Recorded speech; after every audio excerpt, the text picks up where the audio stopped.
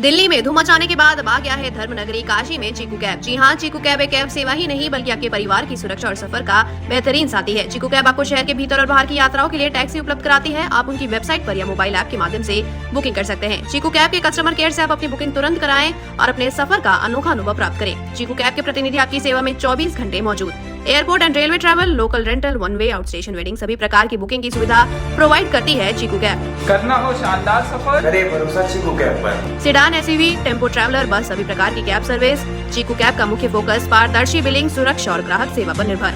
Varanasi police commissioner के PRO रहे दीपक कुमार रानावत पर एक महिला ने नौकरी दिलाने के नाम पर 16 लाख की ठगी का आरोप लगा था। शिकायत मिलने के बाद पुलिस कमिश्नर मोहित अग्रवाल ने उन्हें पद से हटा दिया और मामले की जांच डीसीपी क्राइम समिति को सौंपी। जांच में चौंकाने वाले खुलासे हुए।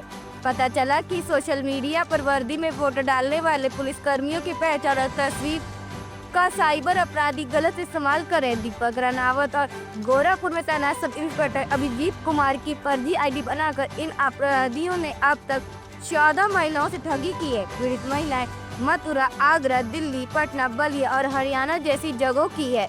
यूपीएससी और रेलवे की नियुक्ति पत्र, फर्जी पुलिस आईडी और मोबाइल का इस्तेमाल किया। दीपक रानावत की फर्जी पहचान दिखा के महिलाओं से लाखों रुपए लिए गए और उसे घर बनाने में खर्च कर दिया गया। फिलहाल मामले में 2 बैंक अकाउंट फ्रीज किए जा चुके और कानूनी कार्रवाई जारी है। सर गुड वर्क है, क्या कहेंगे सर? ये पिछले महीने 27 तारीख को पुलिस आयुक्त कार्यालय में एक महिला द्वारा एक शिकायत प्राप्त किया गया था, जिसमें एक गंभीर आरोप लगाया था। उस समय तत्कालीन पीआरओ के विरुद्ध ये नौकरी दिलाने के नाम से 16 लाख रुपए ठगी करने के आरोप इन्होंने लगाया था।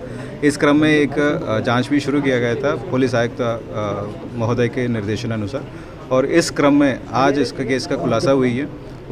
इस पूरा केस में ये घटना ऐसा हुई है, जो सब इंस्पेक्टर्स या जो पुलिस ऑफिसर्स जो सोशल मीडिया प्लेटफॉर्म में एक्टिव रहते हैं, उन्हीं लोगों का शिकार बना के और उन्हीं लोगों का फ़ोटोज़ और वीडियोज़ इस्तेमाल करके एक फ़र्जी आईडी बनाता है। और ये जो सब इंस्पेक्टर दीपक कुमार रानावत के अलावा एक और सब इंस्पेक्टर जो अभिजीत कुमार हैं, जो जनपद गोरखपुर में तैनात है, उनका भी एक फ़र्जी आईडी बना के ऐसे लोगों के साथ घटना कारित की है। और इसमें ये भी पूछताछ में ये सामने आए हैं, अभी तक पिछले 1.5 साल में कुल 14 महिलाओं के साथ ऐसे घटना कारित कर चुके हैं, जिसमें अधिकतर महिलाएं मथुरा और आगरा का रहने वाली थी। और इसके अतिरिक्त नई दिल्ली, बलिया, हरियाणा से पलवल जनपद और मैनपुरी, इन जनपद से भी एक महिला को इन्होंने टारगेट कर चुके हैं। और ये 2024 में एक जो मामला शुरू हुई है, जिस महिला ने ये वाराणसी में कंप्लेन की है, और उनसे इन्होंने 16 लाख रुपए 2 हिस्सों में लिया था। और ये पूरा 16 लाख को इन्होंने अपने एक व्यक्तिगत एक मकान बना रहा था, उसमें खर्चा कर लिया। और ये जो अपराध कारित करने के बाद जो अर्जित संपत्ति है, उसको नियमानुसार अटैच किया जाएगा। और साथ ही साथ ये भी उल्लेखनीय बात है कि थाना मथुरा में इसके विरुद्ध एक मुकदमा लिखा गया है, 370/25 थाना कोतवाली में लिखा गया, जिस महिला के साथ इन्होंने 27 लाख का ठगी किया। जैसे ये दीपक कुमार रानावत के नाम लेके ऐसे ठगी के, इसी टाइप का वहाँ सब इंस्पेक्टर अभिजीत का नाम लेके 27 लाख रुपए ठगी कर चुके हैं। और ये पूरा जनपद मथुरा से भी संपर्क करके और अग्रिम विधिक कार्रवाई सुनिश्चित किया जाएगा। साथ ही साथ इस व्यक्ति का जो 2 बैंक अकाउंट हैं, उसका भी डिटेल्स खंगाला जा रहे हैं, और इस दोनों बैंक अकाउंट फ्रीज़ किया जाएगा। और साथ ही साथ इसका PCR लेके और रिकवरी प्रयास किया जाएगा। और गिरफ्तारी के दौरान 2 फर्जी नियुक्ति पत्र भी प्राप्त हुई थी, जिसमें एक यूपीएससी का एक अपॉइंटमेंट लेटर था और दूसरा एक रेलवे रिक्रूटमेंट का एक अपॉइंटमेंट लेटर। और साथ ही साथ इनके कब्जे से एक फर्जी पुलिस आईडी कार्ड, जो दीपक कुमार रानावत के नाम से एक आईडी कार्ड भी इन्होंने बनाया फर्जी तरीके से, ताकि लोगों को दिखा सकते हैं कि मैं ही दीपक कुमार रानावत हूँ। सो ये पूरी चीज़ इनके कस्टडी से 2 मोबाइल भी बरामद हुई हैं, जिसमें से एक मोबाइल ये घटना कारित करने के लिए यूज़ करता था।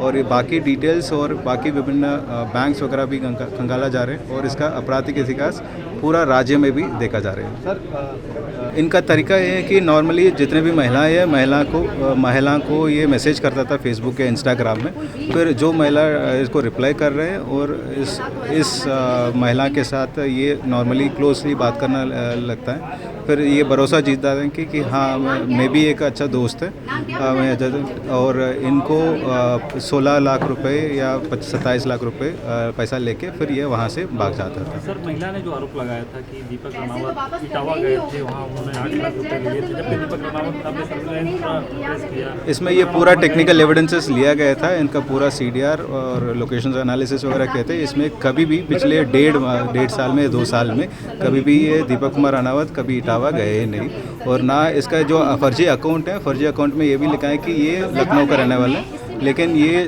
दीपक कुमार राणावत है, ये गृह जनपद प्रयागराज का रहने वाले थे और लखनऊ में कभी पोस्टेड भी नहीं रहा।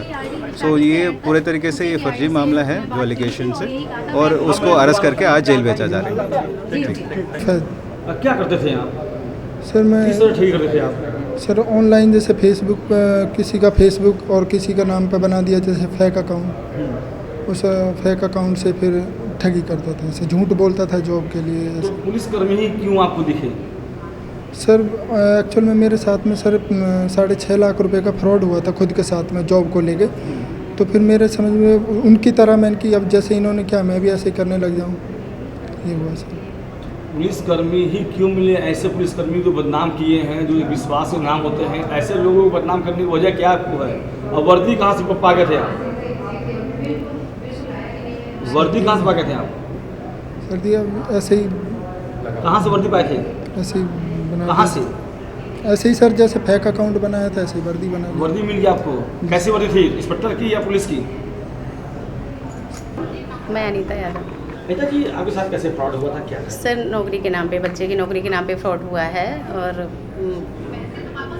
जी कितना फ्रॉड हुआ था, कौन थे, क्या नाम था आपका? सर संदीप नाम का व्यक्ति था और जिसने ऐसा ही दीपक के नाम से अपनी आईडी को खोल रखा था और उसी के माध्यम से उसने जॉब लगवाने के लिए हमसे बात की थी पैसे के लेकर। तो मैंने 2 बार में इसको 16 लाख रुपया दिया था, बाकी इसने 2 लाख रुपये मेरे अकाउंट से भी निकाला था। ये क्या कह करके लिया था आपसे? क्या सर? क्या कह करके लिया था? यही यहाँ कि मैं जॉब दिलाऊंगा, स्टेनो की वैकेंसी होगा, मतलब है हाई कोर्ट में, उसमें मैं आपके बेटे की जॉब लगवाऊंगा। सर दीपक राणावत का एक कार था और मतलब थार वगैरह का उसका ही पूरा प्रोफाइल जो भी होता था सारा, उसकी आईडी से इसकी ID same to same match करती। फिर आपने क्या किया, कैसे ये पकड़ा गया? सर मैंने इसकी आईडी को सर्च किया और मैंने देखा कि इसकी पोस्टिंग कहाँ है। मैं तो सही दीपक को ही जानती थी, मैं इस शख्स को नहीं जानती थी, क्योंकि उसके थ्रू मेरी इससे बात हुई। जब मैंने सर्च किया मुझे पता चला इनकी पोस्टिंग यहाँ कमिश्नर के यहाँ है, तो मैं डायरेक्ट यहाँ पर आई और मैंने सर को जाके अपना एप्लीकेशन दिया, तो उससे सब सारी चीज़ें निकल के आई। सर ने टीम भेजी, पता चला। कब संदेह हुआ कि ये फर्जी है? सर इसने नाइट में एक बार मुझे कॉल किया और कहा कि मैं आपका 1 लाख रुपीज़ वापस कर रहा हूँ, आप मुझे अपना अकाउंट भेजिए। तो मैंने इसको ATM भेजा। जब मैंने इसको ATM भेजा तो ATM से मुझे पता चला मेरे अकाउंट में 7-8 हज़ार रुपये पड़े थे। इसने जब वो निकाले तो मुझे डाउट हुआ, मैंने इसको फ़ोन किया। उसके बाद तभी से मैंने डाउट हुआ, मैं दूसरे दिन अपना अकाउंट चेक किया, उसमें भी पैसे नहीं थे। फिर मेरे माइंड में चल रहा, लेकिन मेरे पास इतनी कैपेसिटी नहीं थी, इतनी आर्थिक स्थिति ठीक नहीं थी जो मैं मतलब आ सकती, तुरंत एक्शन ले सकती। मैंने फिर भी इसको कॉल किया, मैंने कहा आप मेरा पैसा, मैंने काफ़ी रिक्वेस्ट भी किया, लेकिन जब ये नहीं माना, अपना नंबर ब्लॉक कर लिया, तो मुझे मजबूरन फिर यहाँ पर वाराणसी पुलिस की कार्रवाई हुई है, पकड़ा गया है, कितना आपको सही है? ये कैसे आपसे जुड़ा कैसे? सर मैं बोल चुकी हूँ, बता चुकी हूँ आपको।